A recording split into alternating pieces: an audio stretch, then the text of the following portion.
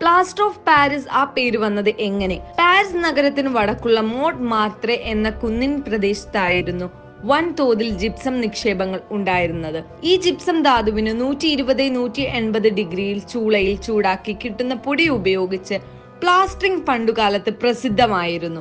1666 ലണ്ടനിലെ വൻ തീപിടുത്തം അതിന്റെ തടി കൊണ്ടുള്ള പല നിർമ്മിതികളും നശിപ്പിച്ചു.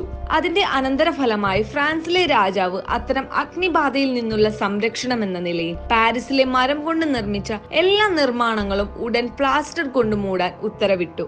പാരീസിന് ചുറ്റും വൻതോതിൽ ലഭ്യമായ ജിപ്സത്തിന്റെ വലിയ തോതിലുള്ള ഖനനത്തിന് ഇത് കാരണമായി. കൂടാതെ ഫ്രാൻസിലെ നിർമ്മാണ രംഗത്തെ ചുമരുകളുടെ കലാപരമായ പ്ലാസ്റ്ററിംഗ് ഭംഗി ലോകമെങ്ങും ഖ്യാതിയും പടർത്തി, പ്രത്യേകിച്ച് ഇംഗ്ലണ്ടിൽ. ആ പ്ലാസ്റ്ററിംഗ് പൊടിക്ക് ഫ്രാൻസിന് പുറത്തും ആവശ്യക്കാരേറി. അങ്ങനെ 18-ാം നൂറ്റാണ്ടിന്റെ തുടക്കത്തിൽ പാരീസ് നഗരം പ്ലാസ്റ്റർ പൊടി ഉത്പാദനത്തിന്റെ കേന്ദ്രമായി മാറി. അതിനാൽ ആ പ്ലാസ്റ്ററിംഗ് പൊടി പ്ലാസ്റ്റർ ഓഫ് പാരീസ് എന്ന പേരിൽ ലോകമെങ്ങും പ്രസിദ്ധമായി.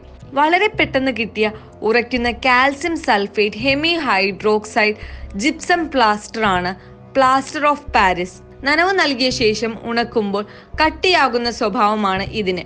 ജിപ്സം പ്രകൃതിയിൽ കാണപ്പെടുന്ന കാൽസ്യം സൾഫേറ്റ് നിക്ഷേപമാണ്. ജലത്തിന് സ്ഥിരകാഠിന്യം നൽകുന്നതിൽ പ്രധാനമാണ് calcium sulphate. Plaster of Paris calcium സൾഫേറ്റിന് മറ്റൊരു രൂപമാണ്. ജിപ്സത്തെ ചൂടാക്കി അതിലെ ജലത്തിന്റെ അംശം കുറച്ചാണ് പ്ലാസ്റ്റർ ഓഫ് പാരീസ് നിർമ്മിക്കുന്നത്. പ്ലാസ്റ്റർ ഓഫ് പാരീസ് CaSO4H2O കെട്ടിടങ്ങളിലെ റൂഫിലെയും കോർണിഷുകളിലെയും അലങ്കാരത്തിനാണ് പ്ലാസ്റ്റർ ഓഫ് പാരീസ് പ്രധാനമായി ഉപയോഗിക്കുന്നത്. അഗ്നിപ്രതിരോധ വസ്തുക്കൾ, ആശുപത്രികളിൽ ഓർത്തോപീഡിക് കാസ്റ്റുകൾ, 3D പ്രിന്റിംഗ് എക്സെട്ര എന്നിവയ്ക്കായി പ്ലാസ്റ്റർ ഓഫ് പാരീസ് ഉപയോഗിക്കുന്നു.